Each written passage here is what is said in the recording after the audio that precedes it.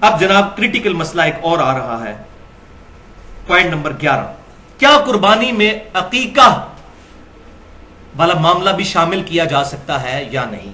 کیونکہ اکثر ہمارے معاشرے میں ہو رہا ہے کہ وہ 6 حصے رکھے ہوتے ہیں گائے کے، اور 7واں رکھ دیتے ہیں قربانی کے ساتھ 7واں عقیقے کا بھی، لڑکی ہو تو 1 رکھ دیا، لڑکا ہوا تو 2، حالانکہ دنیا کی کسی حدیث کی کتاب میں ضعیف سند کے ساتھ بھی کوئی ایسی روایت موجود نہیں ہے کہ یہ معاملہ کیا جائے گا عقیقے میں۔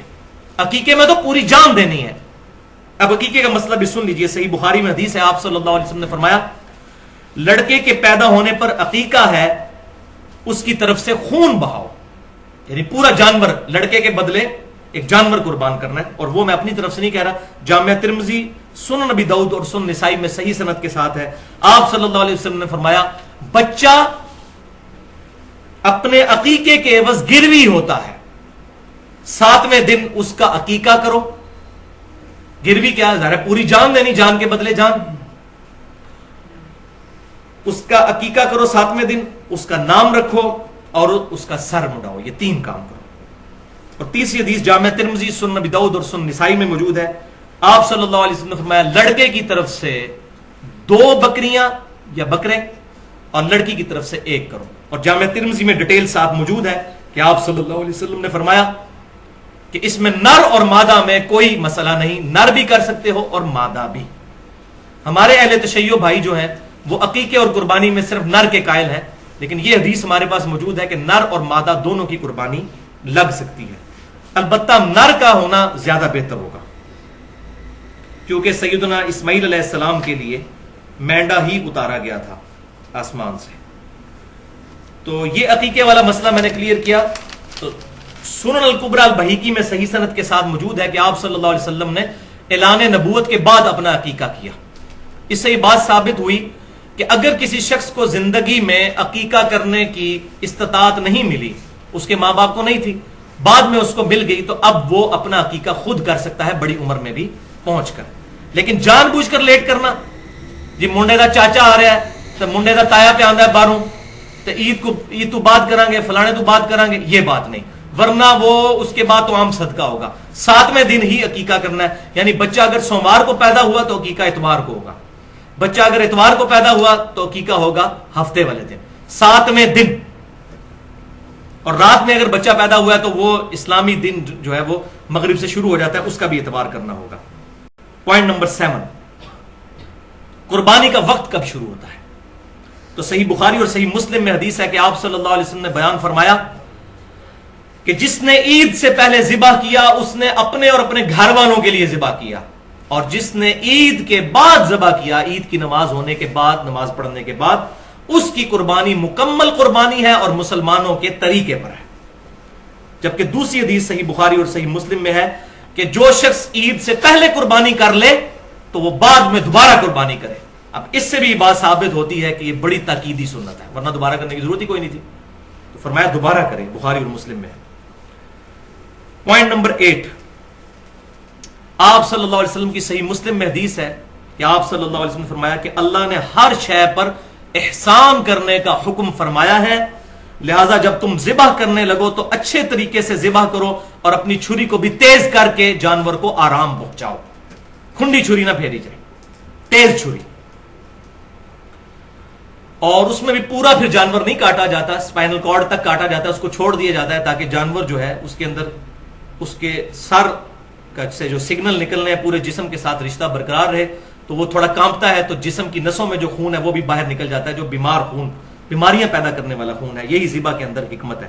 تو جھٹکے والا جو ہے معاملہ یہ اسلام میں نہیں ہے۔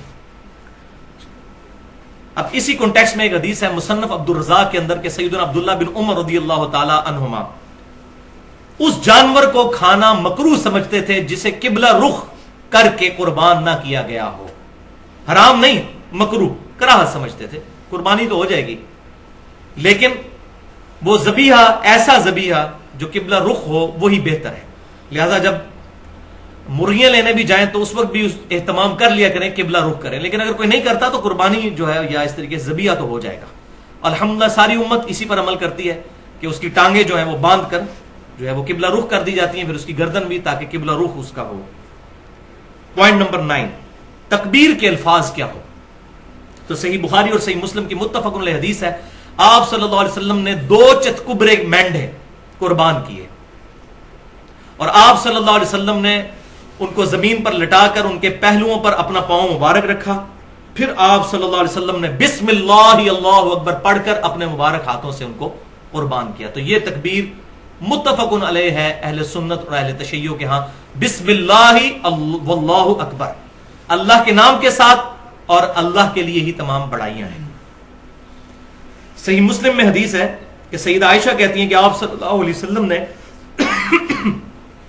چھری تیز کروائی, اور جب ذبح کا ارادہ کیا تو آپ صلی اللہ علیہ وسلم نے اللہ کے حضور دعا کی, بسم اللہ, اللہ کے نام کے ساتھ, اللہم تقبل من محمد صلی اللہ علیہ وسلم و آل محمد صلی اللہ علیہ وسلم, اے اللہ اسے قبول فرما محمد صلی اللہ علیہ وسلم کی طرف سے اور آل محمد صلی اللہ علیہ وسلم کی طرف سے, یعنی پورے گھر کی طرف سے. اور آپ صلی اللہ علیہ وسلم کی کم از کم 9 بیویاں تو تھی, پورے گھر والوں کی طرف سے آپ صلی اللہ علیہ وسلم نے ایک, اس میں الفاظ موجود ہے, سینگوں والا چتکبرا مینڈا قربان کیا. اور ساتھ ہی حضرت عائشہ نے بتایا چتکبرے سے مراد یہ ہے کہ اس کی پیٹ, آنکھیں اور ٹانگوں پر کالے نشانات تھے, جس کو ہم کہتے ہیں کالا چٹا. چتکبرا مینڈا قربان کیا, اور پھر فرمایا اللہم تقبل من محمد و آل محمد و من امت محمد صلی اللہ علیہ وسلم, اور ساتھ فرمایا امت محمد صلی اللہ علیہ وسلم کی طرف سے بھی اللہ قبول فرما. یہ صحیح مسلم کے الفاظ ہیں. لہذا یہاں پر جو آپ صلی اللہ علیہ وسلم نے پوری امت کا ذکر کیا تو یہ آپ صلی اللہ علیہ وسلم کی خصوصیت ہے, کیونکہ آپ صلی اللہ علیہ وسلم پوری امت کے روحانی باپ ہیں. النبی اولا بالمؤمنین من انفسہم, نبی صلی اللہ علیہ وسلم مومنین کی جانوں سے بھی زیادہ ان پر حق رکھتے ہیں, اور آپ صلی اللہ علیہ وسلم کی بیویاں امت کی مائیں ہیں. تو اگر وہ امت کی مائیں ہیں تو آپ صلی اللہ علیہ وسلم امت کے روحانی باپ ہیں. سورۃ الاحزاب کی آیت ہے, اس کے تحت اب کوئی شخص یہ نہیں یہ دعا پڑھ سکتا کہ پوری امت کی طرف سے قبول فرما, ورنہ تو باقیوں کی طرف سے قربانی گئی نا. تو یہ آپ صلی اللہ علیہ وسلم کی خاصیت ہے. اسی کانٹیکسٹ میں اگلا پوائنٹ نمبر 10 ہے. یہ روایت ہے جس کی وجہ سے تھوڑا ایشو آج کل چل نکلا ہے, وہ جامع ترمذی اور سنن نبی داؤد میں ہے, اور یہ ضعیف روایت ہے. اور یہ وہ روایت ہے جس میں وہ سکم ہے جو میں پہلے بیان کر چکا, کہ سیدنا علی رضی اللہ تعالیٰ عنہ کہتے ہیں کہ آپ صلی اللہ علیہ وسلم نے مجھے وصیت فرمائی تھی کہ میں ہر سال ایک مینڈا آپ صلی اللہ علیہ وسلم کی طرف سے قربان کروں. تو 2 مینڈے سیدنا علی رضی اللہ تعالیٰ عنہ دیا کرتے تھے, ایک اپنی طرف سے اور ایک آپ صلی اللہ علیہ وسلم کی طرف سے, آپ صلی اللہ علیہ وسلم کی وفات کے بعد. تو اس حدیث میں وہی شریک بن عبداللہ القاضی جو ہیں وہ مدلس راوی ہیں اور ان سے روایت کر رہے ہیں, اور مدلس کی ان والی روایت ضعیف ہوتی ہے جب تک سما کی تصریح نہ ہو. صحیح مسلم کے مقدمے میں یہ پیٹ رول ہے, اور یہی رول ہے جس کی وجہ سے وہ خطرناک روایت بھی ضعیف ثابت ہوتی ہے جو مسند امام احمد میں ہے, اور الادب المفرد امام بخاری کی اس میں بھی موجود ہے, اور مشکات المصابی میں بھی انٹرنیشنل نمبرنگ کے مطابق 4902 نمبر حدیث ہے. اب یہ حدیث میں اس لیے کہہ رہا ہوں کہ وہ روایت درج ہے لیکن یہ ضعیف ہے, کہ آپ صلی اللہ علیہ وسلم نے فرمایا جو شخص اپنے جاہلی نسب پر فخر کرے تو اس کو کہو کہ اپنے باپ کا عضو تناسل کاٹ کے اپنے منہ میں رکھ لو, اور یہ بات کنائے سے نہ کرو, ڈائریکٹ کرو. ولیعوذ باللہ, آپ صلی اللہ علیہ وسلم کبھی یہ بات نہیں فرما سکتے. وَإِنَّكَ لَعَلَىٰ خُلُقٍ عَظِيمٍ, اور بخاری مسلم کی متفق علیہ حدیث ہے, آپ صلی اللہ علیہ وسلم میں کواری لڑکیوں سے زیادہ شرم و حیا تھی, یہ ہو ہی نہیں سکتا. تو اس روایت میں حسن بصری مدلس ہیں اور ان سے روایت کر رہے ہیں. اگر یہ کسی نے صحیح ماننی ہے پھر وہ بھی صحیح مانے گا. تو یہ روایت بالکل ضعیف ہے.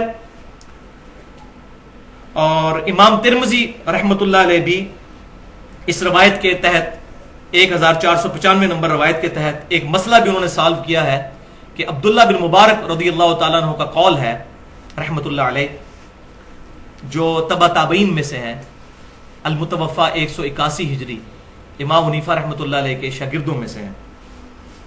وہ کہتے ہیں کہ میت کی طرف سے قربانی کرنا درست نہیں ہے اس حدیث کے کانٹیکسٹ میں. یعنی انہوں نے اگر اس حدیث کو لیا بھی تو نبی صلی اللہ علیہ وسلم کے ساتھ خصوصیت کے طور پہ, کہ آپ صلی اللہ علیہ وسلم کی طرف سے چلو قربانی کر دی. کسی کو اگر ذوق کلیئر نہیں اس حدیث کا, کوئی بدعت کا فتویٰ نہیں, آج بھی کوئی کر لیتا ہے جس کو یہ بات پتہ نہیں ہے. ہاں پتہ چل جائے پھر بچنے میں عافیت ہے, بدعت کا فتویٰ ہم پھر بھی نہیں لگاتے. تو عبداللہ بن مبارک کہتے ہیں کہ میت کی طرف سے قربانی نہ کی جائے, البتہ میت کی طرف سے جو جانور ذبح کیا جائے گا وہ صدقہ پھر ہوگا. اور پھر فرمایا کہ اس سارے کو ہی قربان جو کیا ہوا جانور ہے سارے کو ہی پھر صدقہ کرنا ہوگا, اپنے پاس نہیں رکھ سکتے کیونکہ صدقے کا گوشت ہے. اور اس میں یہ بات یاد رکھیے, یہ بکرا بھی پھر الگ سے کرنا ہوگا. گائے میں حصہ ڈال دیا اگر, 7 میں سے ایک حصہ کسی اور کے لیے جو فوت شدہ ہے کہ میرے امی ابو کی طرف سے یا فلاں کی طرف سے, تو ساروں کی قربانی خطرے میں پڑ گئی. اور یہ بات سمجھ لیجئے, صحیح مسلم کی حدیث کے تحت میت کو 3 اعمال کا ثواب پہنچتا ہے, ان میں سے ایک عمل یہ بھی ہے کہ نیک اولاد کے اعمال کا ثواب بھی پہنچتا ہے, ان کی دعاؤں کا ثواب پہنچتا ہے. دوسرا, علم کی بات جو اس نے اپنی زندگی میں کی وہ ملنا بھی چاہیے. اور تیسرا, صدقہ جاریہ جو اپنی زندگی میں کوئی اچھا کام کیا. لیکن یہ جو بات ہے تو آٹومیٹکلی اگر ہم قربانی کرتے ہیں, ہمارے ماں باپ زندہ ہیں یا فوت ہو چکے ہیں, ان تک ثواب پہنچے گا. اور پوری امت کی قربانی کا ثواب آپ صلی اللہ علیہ وسلم تک بھی پہنچے گا, کیونکہ آپ صلی اللہ علیہ وسلم ذریعہ ہدایت بنے ہمارے لیے, اس میں کوئی شک ہی نہیں ہے. ہمارے ہر عمل کا ثواب آپ صلی اللہ علیہ وسلم کے نامہ اعمال میں بھی جاتا ہے, الگ سے کرنے کی ضرورت نہیں ہے.